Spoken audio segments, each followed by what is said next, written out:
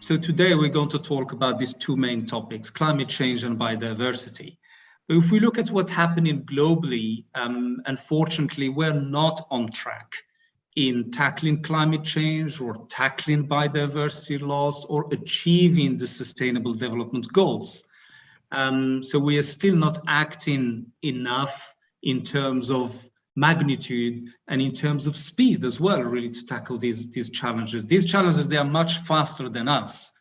And if you look at the climate change, the Intergovernmental Panel on Climate Change, the IPCC, in their special report on 1.5 degrees C, they clearly stated that the world has already warmed by 1 degree C due to our human activity. And as a result, climate change is already affecting people, ecosystems, and livelihoods across the globe. And the main conclusion from the report was that we have basically now around 9 years to fix this climate crisis.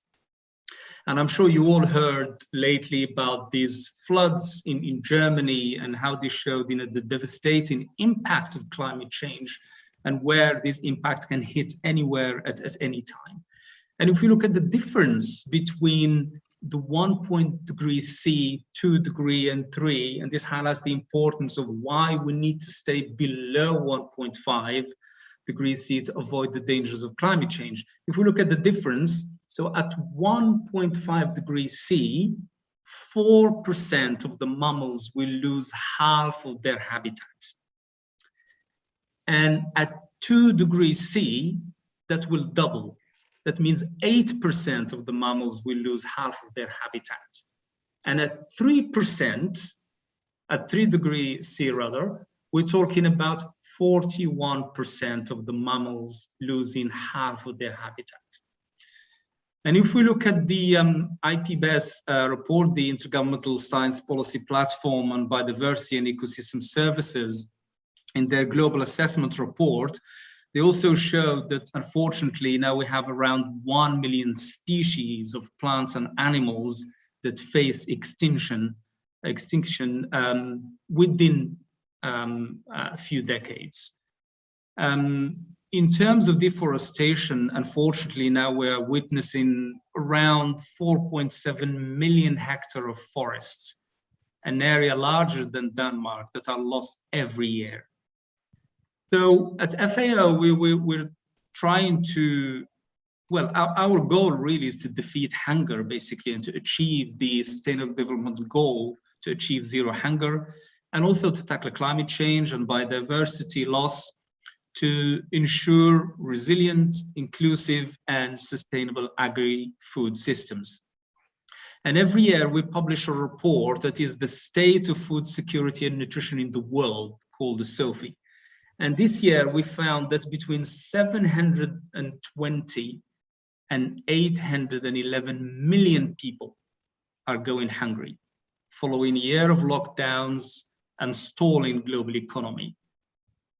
So what this means is that, again, we have the urgency really to transform our agri-food systems to make them more efficient, resilient, inclusive, and sustainable, so that everyone can have access to affordable, healthy diets.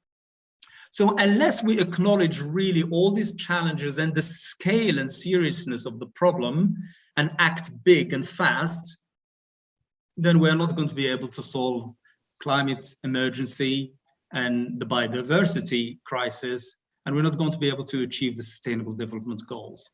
So there are major events happening this year, as you know, the Food System Summit, the Conference of the Parties on Biodiversity, the Conference of Parties on Climate Change, COP26, that will be in Glasgow in the UK. And these are all opportunities really to rethink our connection with the environment, with nature, with the climate, to rethink our behavior, how we use food, how we grow it, how we distribute it, and to think about the sustainability in the long term. And as you probably know, the Food System Summit, which is going to be convened by the UN Secretary General as part of this decade we live in the decade of action to achieve the Sustainable Development Goals by 2030. The summit is going to look at what we call game-changing solutions towards achieving food security and tackling the impact of climate change and biodiversity loss. So these are opportunities that we really need to capitalize on. So really everyone has a role to play. And back to our event today, Age of Extinction, I would say, what should we do about it? So this is our topic today, and our panelists will discuss the psychology behind climate change and biodiversity, and what information and stories that work really to keep people involved, keep people engaged and positive about the future, and to act. As I said, everyone needs to do their bit. And how can climate professionals really discuss their work in public without, the doom and gloom, as we say. So I'm really very pleased that today we're joined by 4 experts from a diverse background. Tilly Collins, who's a senior fellow in the Centre for Environmental Policy at Imperial College London. She publishes regularly on aspects related to urban ecology, entomology, and sustainability. Our second speaker is Sahana Ghosh, who's a science journalist focusing on biodiversity at the Mongabe, India. She reports particularly on biodiversity, climate change, environmental health, and gender. And she's also the coordinating editor for Beyond Protected Areas and Natural Climate Solutions Special Reporting Project at Mongabe. And our third speaker is Nicola Davies, who is an English zoologist and children's book writer. So she was one of the original presenters of the BBC Children's Wildlife Programme, The Really Wild Show. And more recently, she has made her name as a children's author. Our fourth speaker is Miss Angeline Chen, who is the co-founder, director of development and partnerships of the Global Coralition. And she holds a master's degree in international relations and affairs from University of California, Santiago. So thank you for all our speakers for joining us. Just to remind each speaker that you have 10 minutes. Then we can move to the questions and answers, where I would like to involve the audience. So for those of you joining us, please post your questions, your thoughts, anything you want to share with us in the chat box. And for questions in particular, please post your question. I will put them to our expert later on. So with this introduction, I would like now to invite Tilly Collins, who will give her first presentation. Tilly, over to you.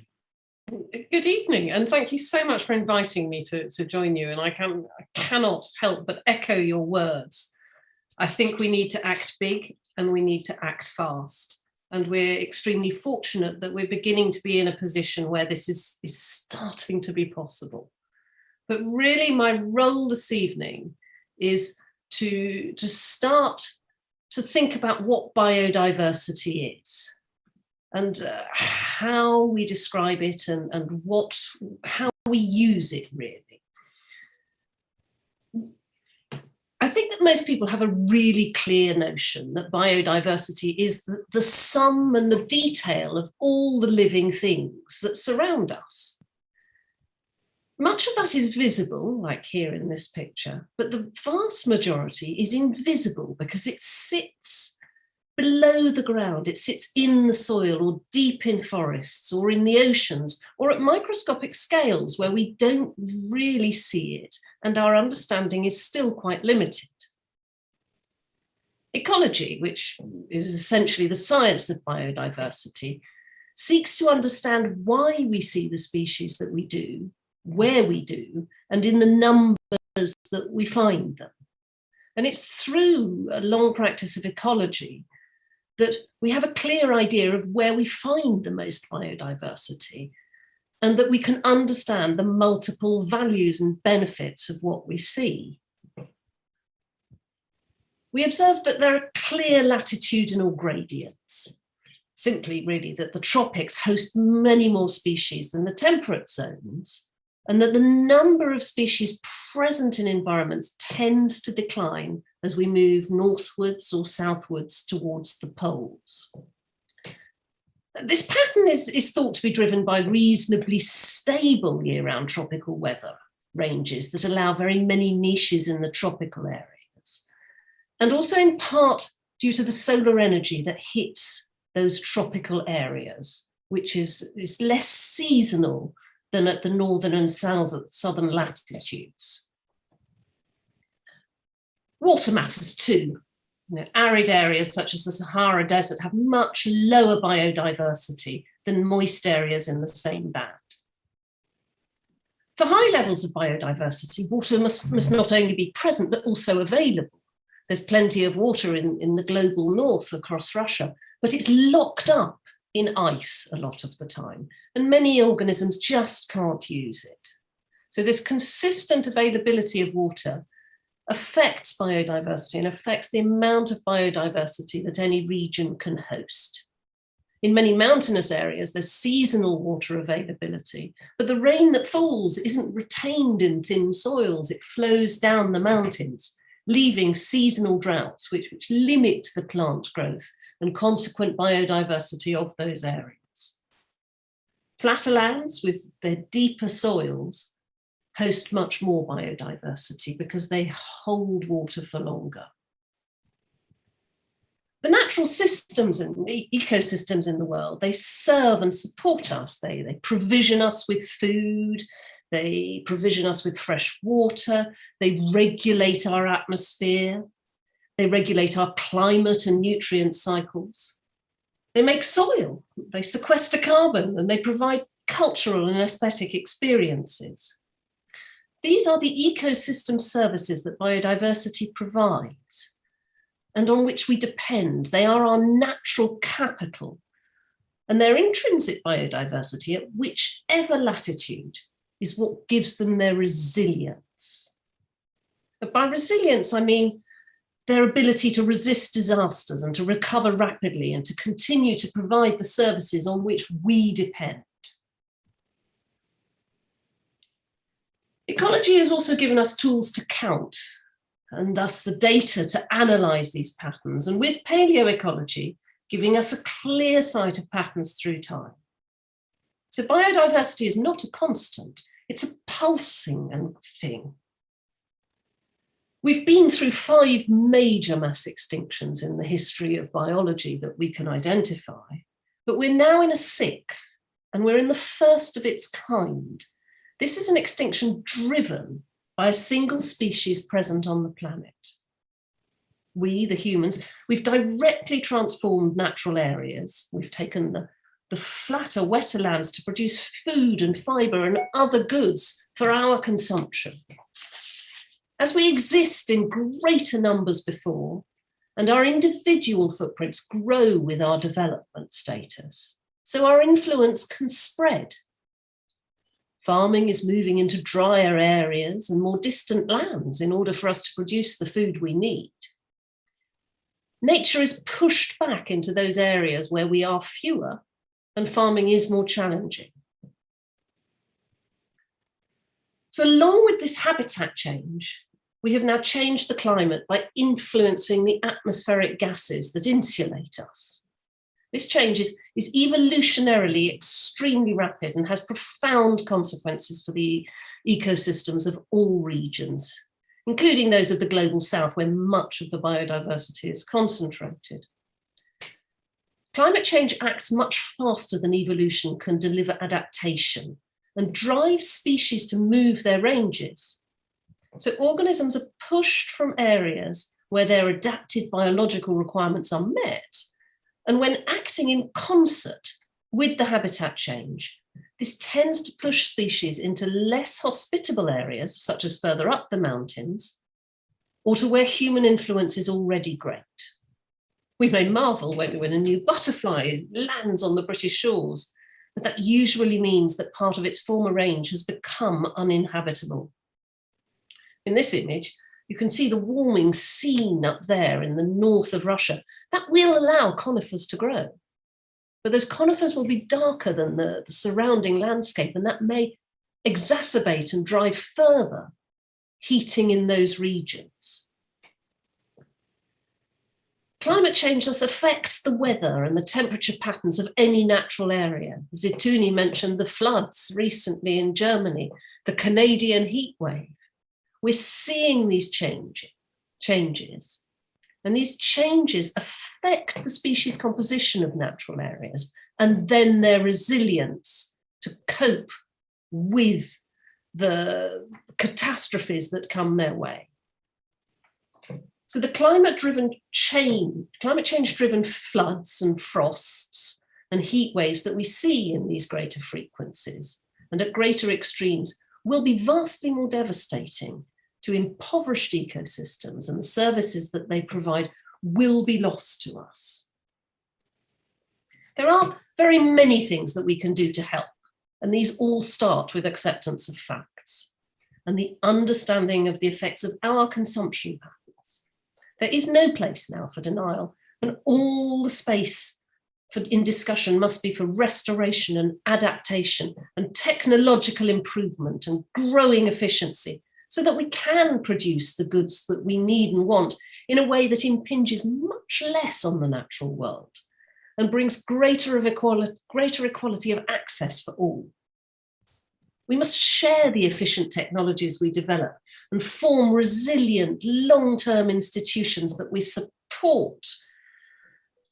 We need to work together to create business models that will reduce our effects on the natural world, both through direct action and through climatic alteration. The increasingly urban nature of people presents opportunities. It's efficient to keep people in cities. With improved urban designs, we can give space to integrating semi-natural ecosystems and the services these provide to our cities, while creating the space to restore natural environments outside of our cities. We can work at smaller scales as well. So any restoration or diversity enhancement matters. Even small steps that we make give us power. I urge you to plant so that insects can feed and that soil organisms can prosper. Plant so that your hearts are uplifted when you see green space. Plant so that carbon can be taken up and held at every single scale. The climate change that is happening can be acted on at many different scales, and we must protect and enhance biodiversity, both for its own sake and for ours. We need to act big, we need to act fast, and we need to come together to put pressure on this happening. Thank you. Brilliant, Tilly. Thank you very much, Tilly. And that's spot on 10 minutes. Thank you. And thank you for a great introduction. I just pick up one thing. I mean, you said so many facts that are really very helpful, and just pick up one thing which you said, to accept the facts and make sure that we move into restoration, adaptation, and take advantage of technological innovation. And I think that's the way forward, absolutely, because the impact is already done. And on restoration, I just want to mention that from this year, we've entered actually the decade of ecosystem restoration. Basically, we have 10 years to restore the planet, really. So the same as climate change, more or less the same time frame. So thank you very much, Tilly. That's really helped the setting the scene very nicely. Let me now ask Sahana Ghosh, over to you. Thanks, Zitouni.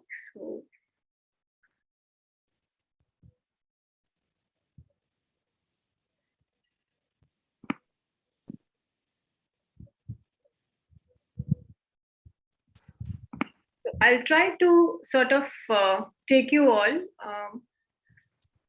through a trip to India. And so I'm Sahana, and I'm a science journalist, and I'll be talking to you what exactly are we doing in India, and as journalists, what are our responsibilities? As Tilly said, accept the facts, and carrying on from what Zitouni said about the UN Decade of Ecological Restoration. So as you know, India is a mega diverse country, and in this landmass in India, we've got about 7 to 8% of global biodiversity that's sort of squeezed in 2.4% of the world's land area. And we are sharing this biodiversity with 18% of the world's human population. Now, we've got in India, we've got about 4 of 36 global biodiversity hotspots. And what's important is that we have protected areas, but these only cover about 5% of India's landmass. And a large percentage of India's wildlife live outside these protected areas, which means that there are frequent conflicts with communities that are living around the edges of these forest areas, of these protected forests. Now, as you can see from this slide, there are these lovely landscapes in India, these variety of habitats in India. We've got the Himalayas, we've got the swamps in the Western Ghats in the southern parts of India, we've got lush wetlands that host migratory birds that come from afar. And in these landscapes, we've got some of the most endangered species of wildlife.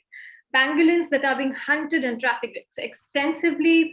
We've got these beautiful birds like the lesser florican, which are dwindling in numbers as grasslands are receding. And so we know that our hotspots are in peril. And why is this important? Because erosion of this biological diversity, this ecosystem services, which is so intricately connected to communities in India, it's a huge cost to our society. And so, of course, restoration of biodiversity is perhaps one of the most least costly and least risky way to mitigate the impacts of climate change.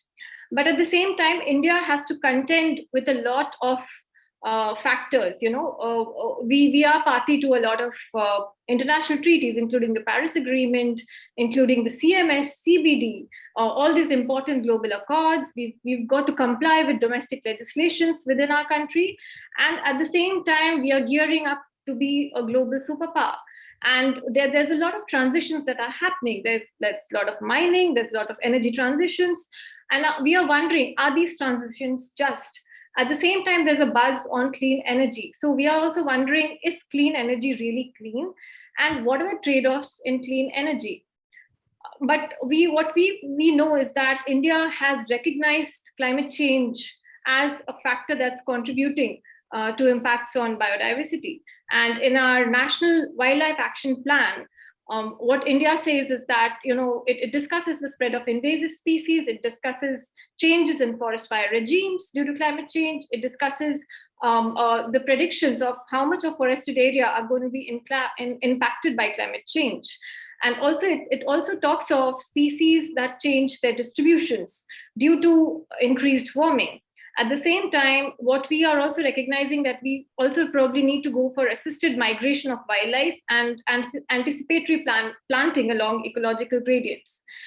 And there's a very strong recognition that biodiversity and human well-being are closely linked together. And with the COVID-19 pandemic, this has become more evident than ever. And why are we talking of biodiversity and human well-being? Well, because India also has a national mission on biodiversity and human well-being.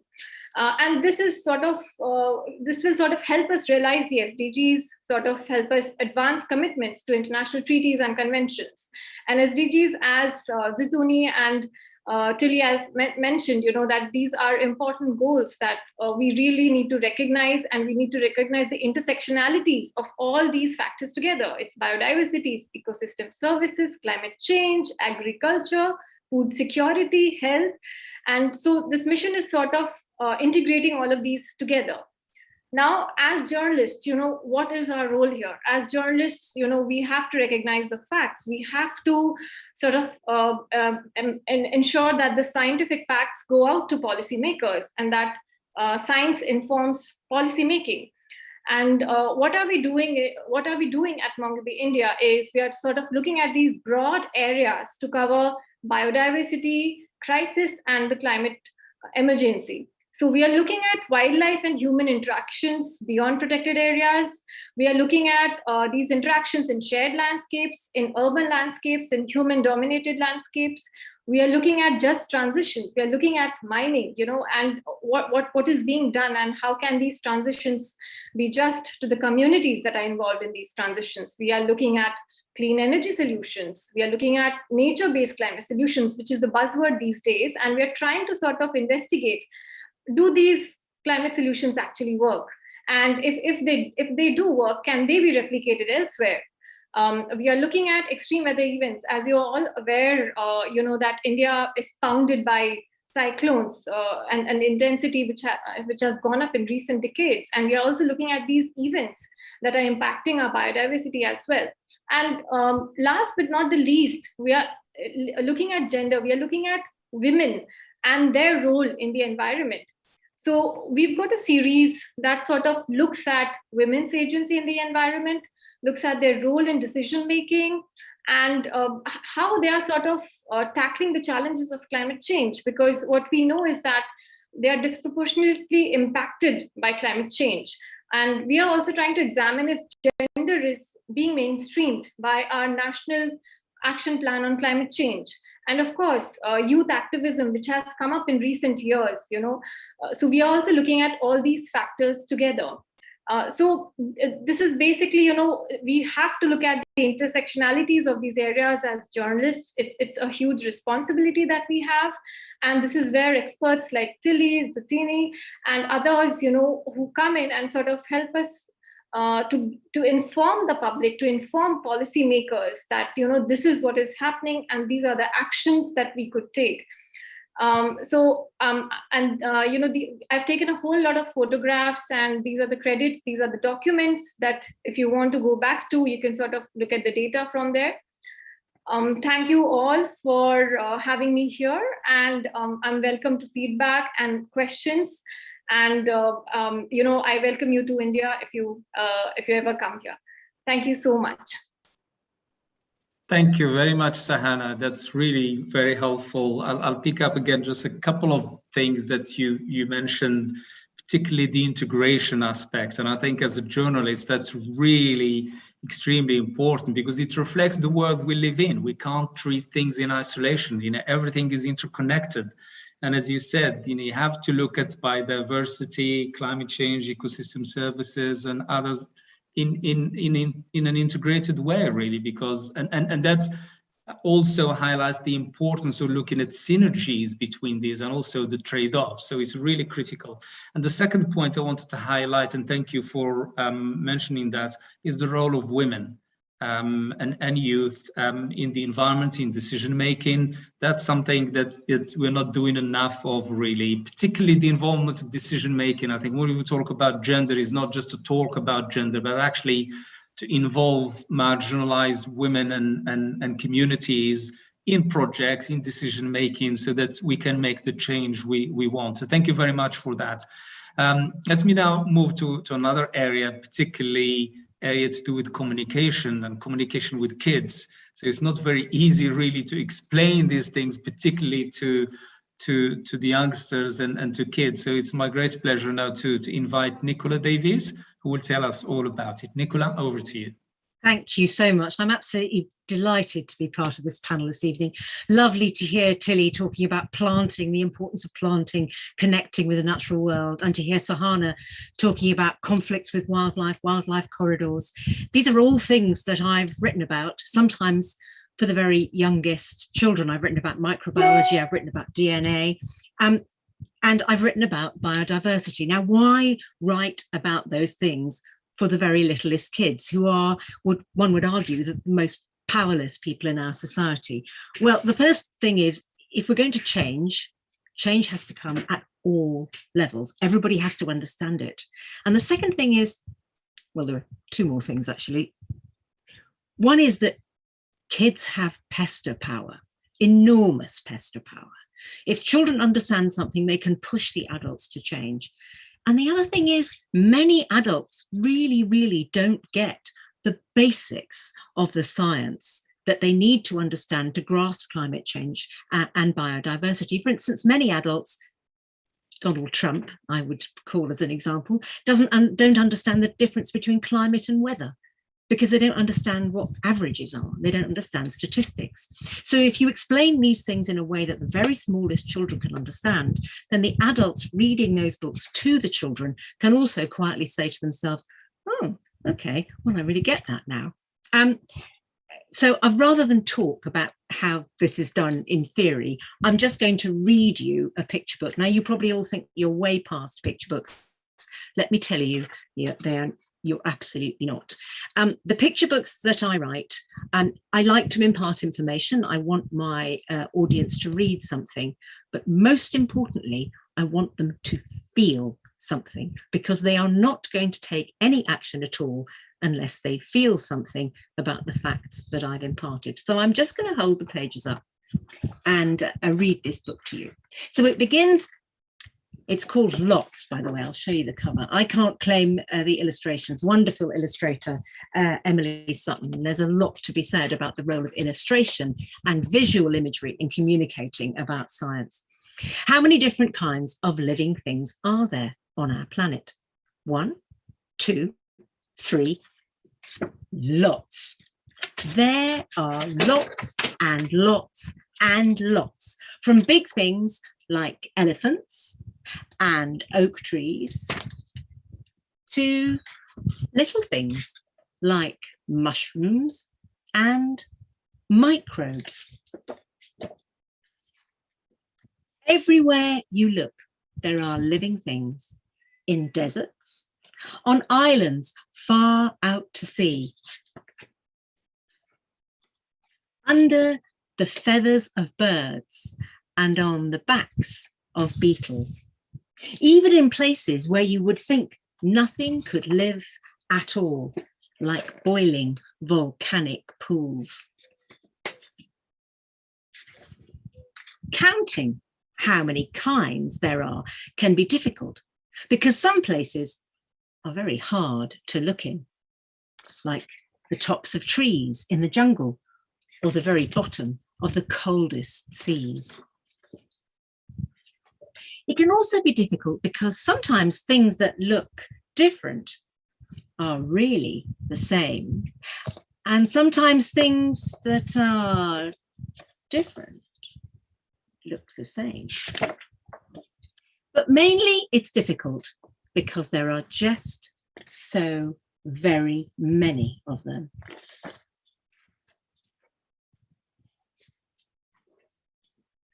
So far, human beings have found and counted almost 2 million kinds of living things, but that's only the start.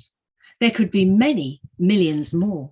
Thousands of new kinds are found every year, and the more we find, the more we learn about how living things depend on each other for food, for places to live, and ways to grow. And I won't go through all those examples with you, but there's lots of little examples there of how that works. We have learned that every kind of living thing is part of a big, beautiful, complicated pattern. The trouble is, all over the world, human beings are destroying bits of the pattern, poisoning the air, rivers and oceans, taking too much from the sea, building roads that cut forests to pieces, so that animals and plants disappear. Many kinds of living things have already been lost. Perhaps some have disappeared before we even found them. Human beings are part of the pattern too, and we need to make sure it stays big, beautiful, and complicated. Because we could not live on an earth where we had counted down instead of up, from lots to one. Now, the one thing I would say about this book is that those of you who are biologists out there, you'll recognize the biological information that's gone into that book. And all of the statements in there are, of course, backed up by a lot of complicated factual information and good science, and all the illustrations are too. But they're distilled down into simple statements that are intelligible to a wide audience. And the other thing to say about picture books is, unlike a film or an animation or a theatre performance or a television program, Picture books are read multiple times, and they are read at the speed dictated by the reader. Is the person who completes the circuit of the illustration, the words, and that circuit is as individual and unique as that reader. So the message is delivered in a way that is individual and unique and can sink in over a long time and therefore have a big emotional punch. And this book has been translated into multiple languages around the world. So I hope that its message of what diversity is and how everything is connected is going to spread.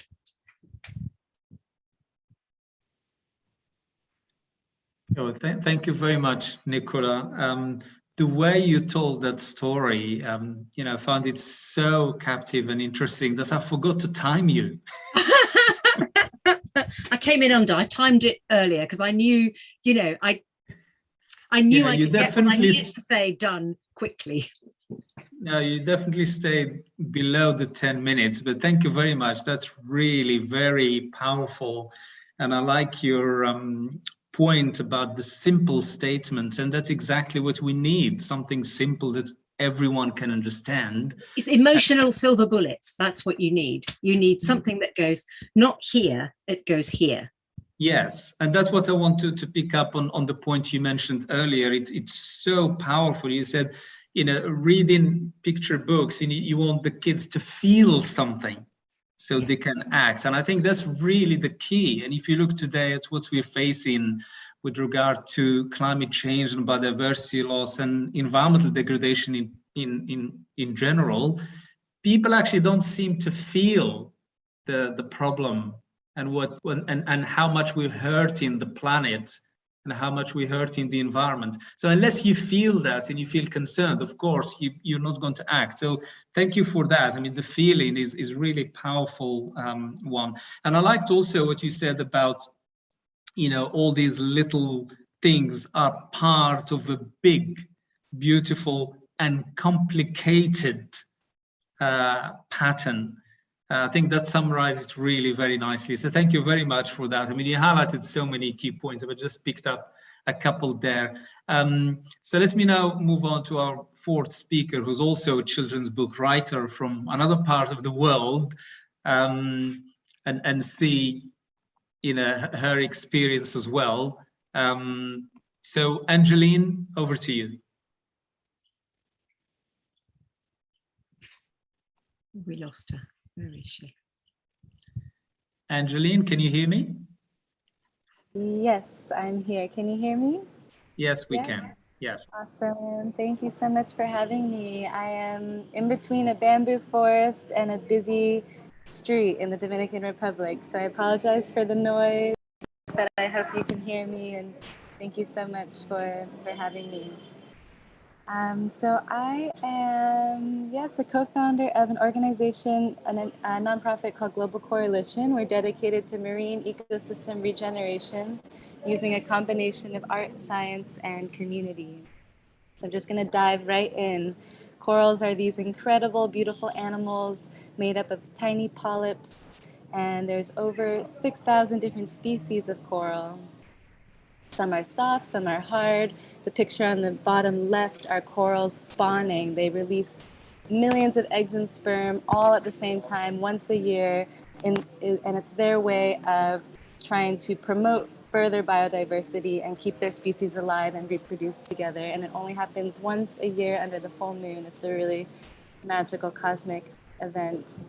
And altogether, corals, many different species in one area, create a coral reef ecosystem, and that becomes home for over 25% of all marine life live and eat within the coral reef.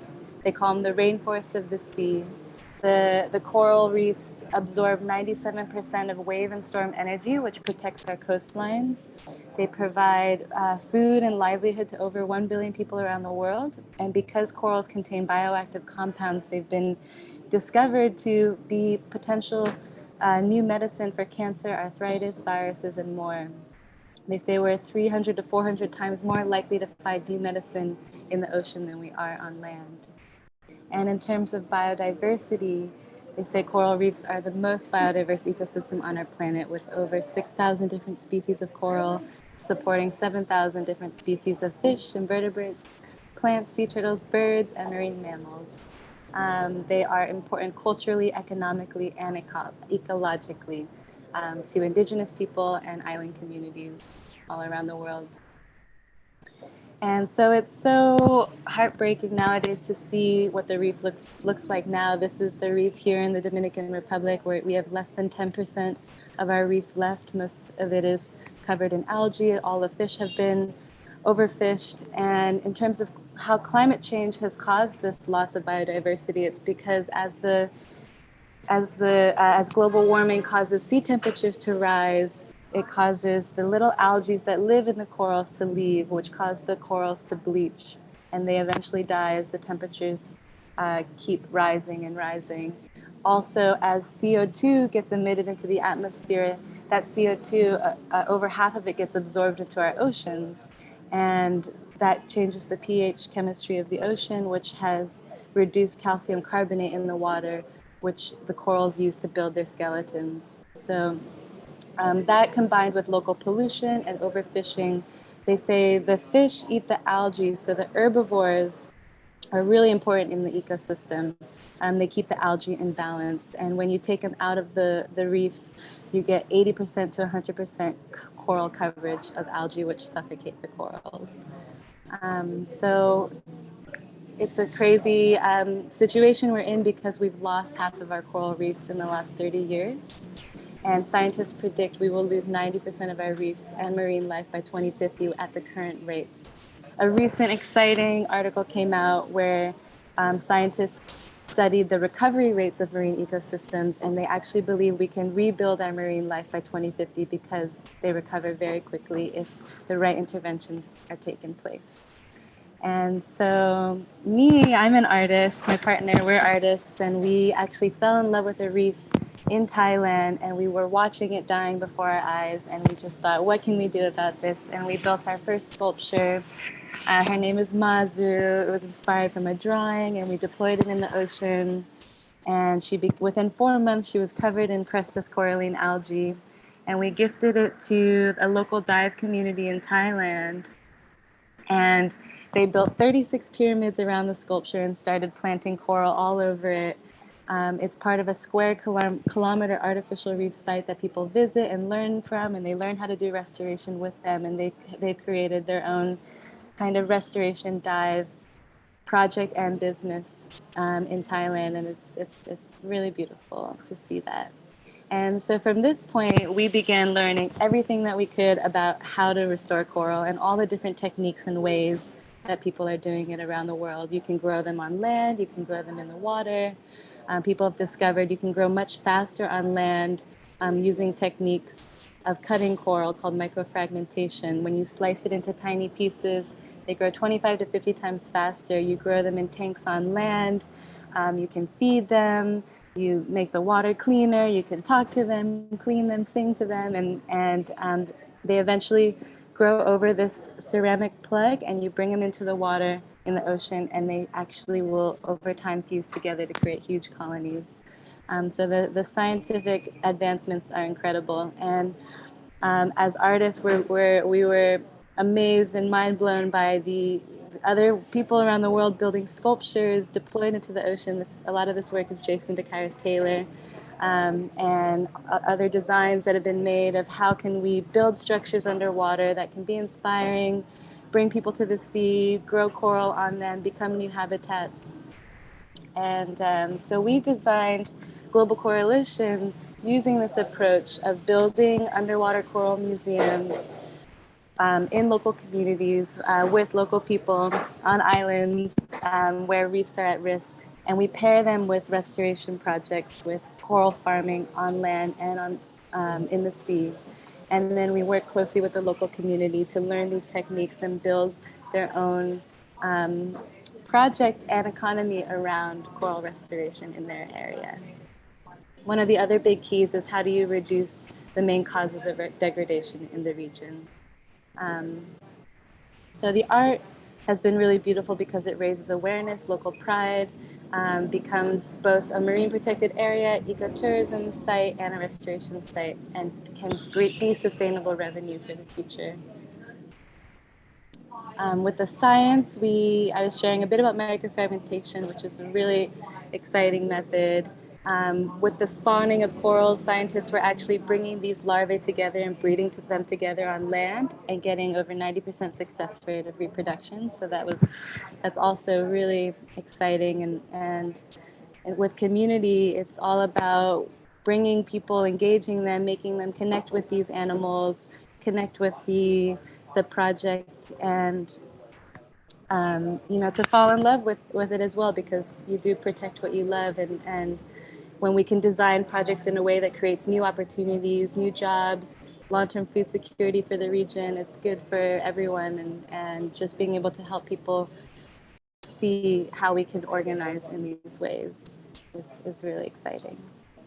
So here's Sosua, where we are right now, just how much it's changed. And we've launched our first project here. We work a lot with indigenous wisdom. This is Atabe, the Mother Earth spirit of the Arawak Taino people, the indigenous people of the Caribbean. And we built this sculpture to deploy and launch a restoration project here. Just engaging all the kids, sharing the project. We build in a public place so everyone can see it and feel it and connect with it. I think I'm going over time, so I'm just going to rush through these photos. Working with, everyone has a part to play, as you guys said, the officials, the dive community, the youth, the fishermen. We did a small microfragmenting project and found huge success with corals growing. And now we're on our second sculpture here, inspired by Ana Kaona, who was an indigenous chief on the island when the Spanish arrived. And this is launching our second project here in the DR. It'll be mainly working with the fishermen of this small town, who their livelihood has been really threatened by the collapse of the ecosystem here. And so we're helping them transition into coral farmers, which is really super exciting. And our hope now is to reach 4 different areas on the North Coast here. And we hope one day to target the most endangered coral reef ecosystems, collaborate with other restoration groups, hopefully meet you in India one day. And, it is so important to collaborate, to take a holistic approach, to work with kids, to help people be more educated about what's happening and to feel connected to it and realize that everyone can make a difference and has a part to play no matter what your background is. I learned all of this in the last 3 years just because the reefs and realized this was happening. And I have no scientific background personally. So I'm so grateful when I do meet scientists and we get to collaborate and learn from each other. And this is just a quote I really love, which is, "Meeting the challenge of substantially rebuilding marine life would be a historic milestone in humanity's quest to achieve a globally sustainable future." Thank you so much. Thank you. Thank you very much, Angeline. It's very nice to hear the perspective of an artist. And I liked your connection between the art, community, and science. So thank you very much for illustrating that really nicely. Again, the key points I picked up, how the coral reef is economically, ecologically, and socially important. And it's shocking that we lost 50% of our coral reef in the last 30 years. And we're going to lose about 90% by 2050 if we continue at this rate. And also you highlighted the fact that 1 billion people depend on coral reef for their food and livelihood. So you can see really the connection and the vulnerability of people living around the world that depend on nature and natural resources. So thanks very much for highlighting these additional points, particularly in relation to the coral reef, which are really critical